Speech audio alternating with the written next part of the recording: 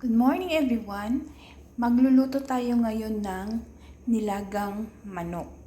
So nagiwan na ako ng patatas, nagiwan na ako ng sibuyas at saka luya. At yung isasawag natin ay pitsay. At yung ating isasahog ay manok, pakpak ng manok.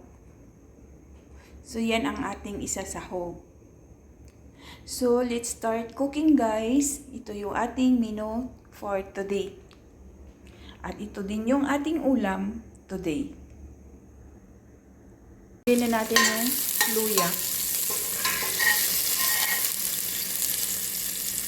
Nilagay na natin yung sibuyas. Lagyan na natin yung manok.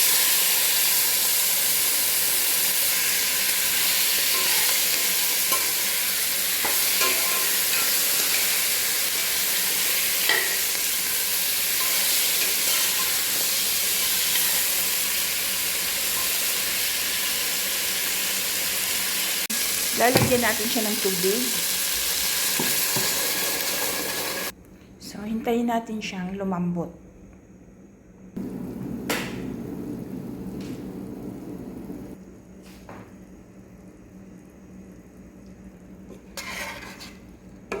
So, hintayin natin lumambot yung patatas. Ilalagay natin yung pitsay. Lalagyan natin siya ng patis. Lalagyan natin siya ng ating pampasarap.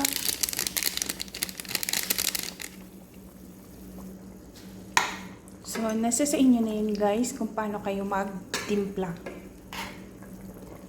So, ilalagay na natin yung pitsay. Marami yung pitsay guys kasi sayang naman baka masira na. At maitatapon ko na naman. So, nilagay ko na lahat yung 2 tali. Okay lang yan.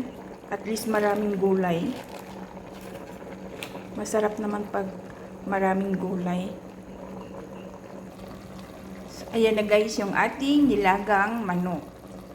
Pakpak lang yung ginamit natin kasi yun na lang natira na manok sa freezer. So, ayan na guys, yung ating nilagang manok. Luto na siya. So, kakain tayo. Pakpak lang yung ating hinalo. Kasi yun na lang natira sa ating manok. So, may nagbibenta dito guys, isang balot, 5 real lang. So, marami na siya. Mura pa. So, yan yung palaging nagde-deliver dito sa kapitbahay ko. So, kumuha din ako ng 2 balot. Naluto ko na yung isa. So, ito yung natira. So, hinati ko lang ito dahil sobrang dami.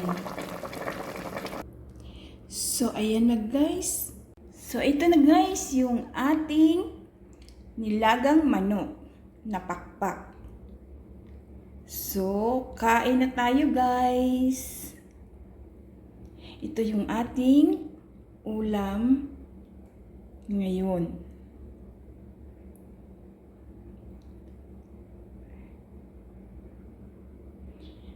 Thank you for watching guys. Kain tayo. Masarap ito.